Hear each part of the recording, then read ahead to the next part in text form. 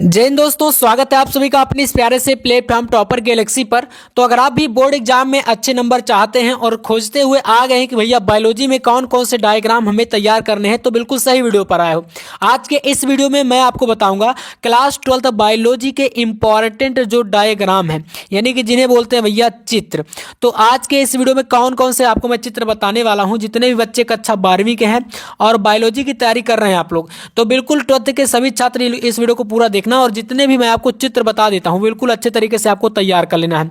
क्योंकि आपको पता है कि लगभग आपके 70 नंबर के पेपर में आप ये समझो कि 70 मार्क्स का जो आपका पेपर होगा उसमें ये समझ के चलो कि लगभग आपका 5 से 8 नंबर का जो चित्र वाला क्वेश्चन है वो पूछा जाता है। तो सबसे पहला चित्र देखो आपके पास यहां पर दिया गया है, जो कि क्या है भाई, मानव अंडाणु का। ठीक है, तो इस तरीके से आपको इसको तैयार करना है। अब यहां पर आपका केवल चित्र नहीं बनाने को आता, कभी कभी जो होता है कह देगा कि भाई केवल चित्र अगर बनाओ तो आपका 2 नंबर से ज्यादा नहीं पूछेगा, यानी कि 2 मार्क्स में ही पूछेगा इसको। लेकिन अगर मान लो कि जैसे लॉन्ग में क्वेश्चन पूछ लिया तो फिर वहां पर कहेगा क्वेश्चन कुछ इस तरीके से, जैसे कह दिया कि भैया मानव अंडाणु का सचित्र वर्णन करिए। क्या कहेगा? सचित्र वर्णन करिए।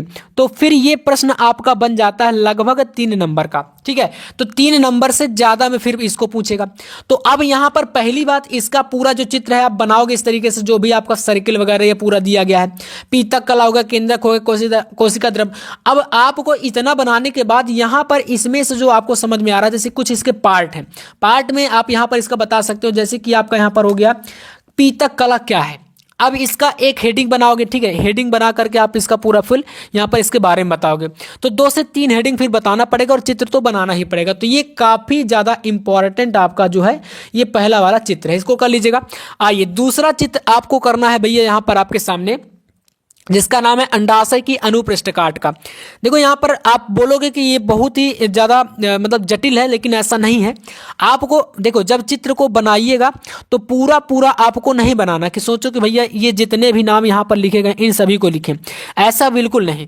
आपको सिर्फ यहां पर क्या करना है, आपको इसके कुछ पार्ट, जैसे कि आपके इंपॉर्टेंट वाले पार्ट में बोलो तो यहां पर कार्पस ल्यूटियम हो गया है ना, रुधिर थक्का कहां पर बनता है, और इसके अलावा यहां पर प्राथमिक पुट्टिकाएं हो गई, बाह्यथिका हो गया है ना, अंडाणु हो गया। इस टाइप के कुछ पार्टों को आपको लेना, कोरोना रेडिएटा हो गया, जोना रेडिएटा हो गया, इन पार्ट को, स्ट्रोमा हो गया, इनको लेकर के आप लोग कुछ ही नाम देंगे तो आपका जो है नंबर वहां पर मिल जाएगा। तो ये पहला काफी इंपॉर्टेंट डायग्राम है। अगला देखिए भैया आपका नेक्स्ट जो कि चित्र है, ये आपका बायोलॉजी का सबसे इंपॉर्टेंट जो चित्र होता है वो आपका यहां पर रहने वाला है।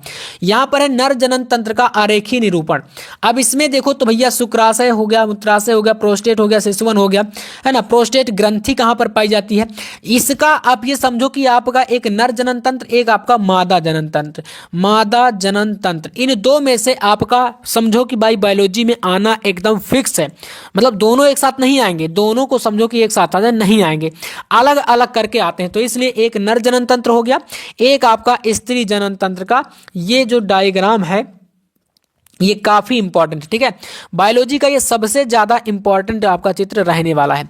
तो इसको देखो यहाँ पर इसके जो कुछ पार्ट है, यहाँ पर तुंबिका हो गया, जैसे कि फैलोपियन नली हो गया, गर्भाशय हो गया है ना, अंडाशय हो गया, इस मध्य स्तर हो गया, योनि हो गया। इस टाइप के कुछ पार्ट हैं जिनको आपको जो है बनाना सीख लेना। अब जरूरी नहीं कि मतलब पूरा जैसा किताबों में बना रहता पूरा सेम सेम वैसा ही बनाओ, लेकिन फिर भी बनाना सीखना है। ठीक है, अगला जो डायग्राम है मोस्ट इंपॉर्टेंट चित्र है वो है भैया शुक्राणु की संरचना।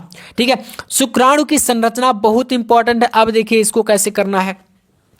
तो यहां से आपके सामने सबसे पहले इसमें आता है इस टाइप का एक स्पर्म। ठीक है ना, इसको बोलते हैं क्या, शुक्राणु।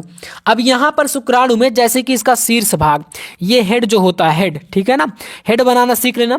इसका ये मध्य स्तर होता है, बीच का पार्ट, और ये पुच्छ होता है। ठीक है, पुच्छ।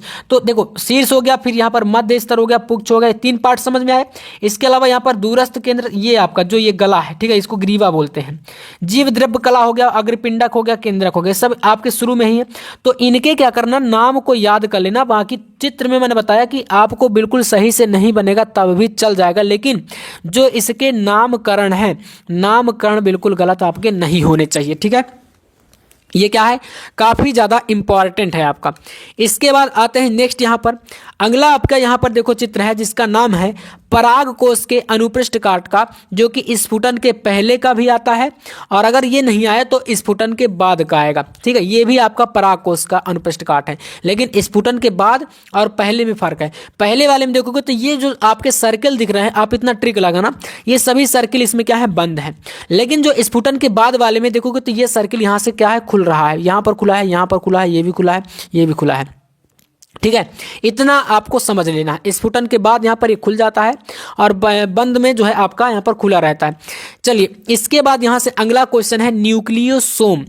आइए, बहुत इंपॉर्टेंट है आपका, डीएनए से रिलेटेड ये टॉपिक है। डीएनए का भी आपका जो वाटसन और क्रिक का मॉडल है ना, वाटसन एवं जो क्रिक का मॉडल है डीएनए का, वो तो पूछा ही जाएगा, लेकिन उसके साथ ही न्यूक्लियोसोम वाला क्वेश्चन काफी इंपॉर्टेंट है। आइए देखते हैं कैसे इसका देखते हैं चित्र बनेगा।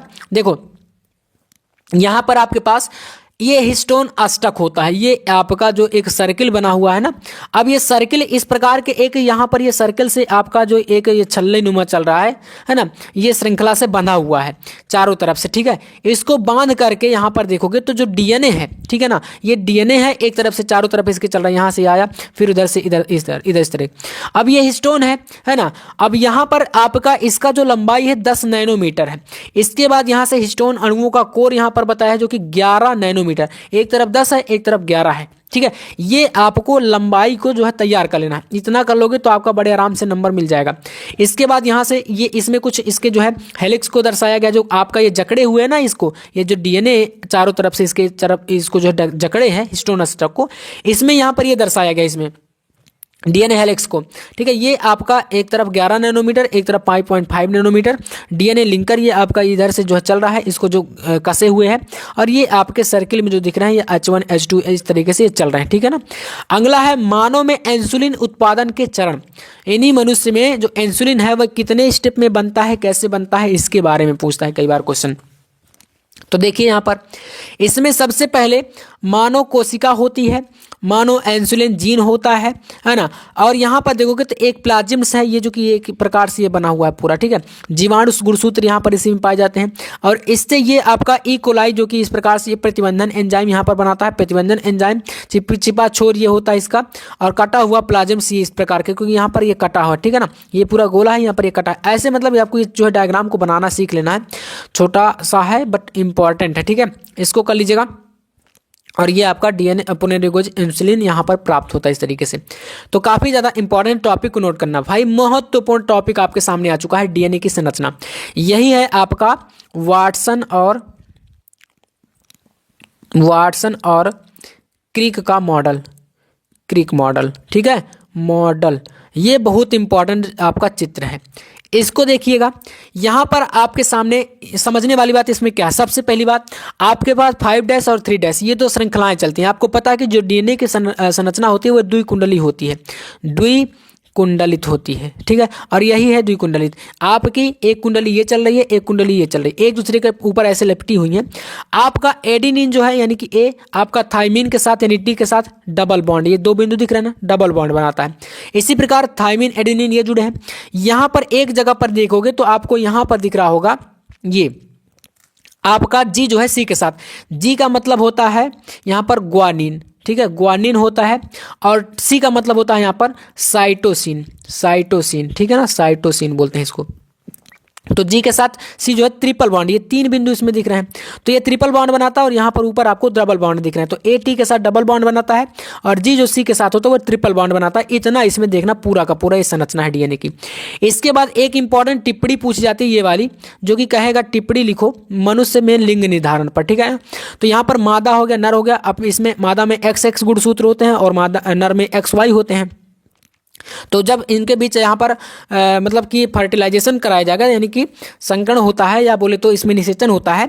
तो निषेचन के बाद आपको यहाँ पर जब मान लो कि X है, अब X जो है जब Y के साथ मिलेगा तो यहाँ पर XY बना यानी कि पुत्र। ठीक है ना, यानी कि नर बनेगा। अगर आपका X जो है X के साथ मिलेगा तो यहाँ पर XX यानी कि पुत्री यानी कि मादा ही बना। तो ये इस प्रकार का एक पूरा संरचना है जो कि काफ़ी ज़्यादा इंपॉर्टेंट है, इसको आपको पूरा तैयार करना। ठीक है, अगला क्वेश्चन है डीएनए द्विगुणन के, तो इस प्रकार का ये डायग्राम है। यहाँ पर है एचआईवी, आप जानते होंगे बहुत ही इंपॉर्टेंट है, ह्यूमन इम्यूनो डिफिशियंसी वायरस होता है, विषाणु होता है, जिसके कारण एआईडीएस यानी एड्स नामक जो बीमारी होती है वो होती है। तो इसको बनाना सीख लेना काफी इंपॉर्टेंट है। प्रतिरक्षी अणु का बोर्ड एग्जाम में कई बार पूछा गया संरचना है, विलेट टाइप से बना हुआ है, इसको देख लेना। बीजांड, भाई बीज का निर्माण कैसे होता है, यह भी चित्र काफी इंपॉर्टेंट है। तो बीज कैसे बनता है इसको आपको तैयार कर लेना है। इसके बाद यहाँ से आ जाओगे गुरु बीजाणुओं का निर्माण, तो ये उतना ज्यादा इंपॉर्टेंट नहीं है, बट इसके ऊपर वाला जो बीज का निर्माण है ये ज्यादा इंपॉर्टेंट है, ठीक है, इसको ना भी करोगे तो चलेगा। इसके बाद यहाँ से आपका प्लाज्मोडियम यानी कि जीवन चक्र जो कि मलेरिया का है, तो ये आपके सामने काफी इंपॉर्टेंट है। इसके अलावा मलेरिया का जीवन चक्र देखो, ये क्वेश्चन जो होता है ये लॉन्ग में पूछता है, यानी कि 5 मार्क्स से लेकर कई बार क्वेश्चन ये आया हुआ है, ठीक है ना। प्रीवियस ईयर के मॉडल पेपर को उठा के देखिएगा तो वहां पर आपको मिलेगा। इसके बाद ये क्वेश्चन आपके पास लास्ट में है, एक पुष्प की लंबवत काट के निषेचन। भाई पुष्प की संरचना, पुष्प की ये जो आपकी संरचना है यह भी काफी इंपॉर्टेंट है, ठीक है।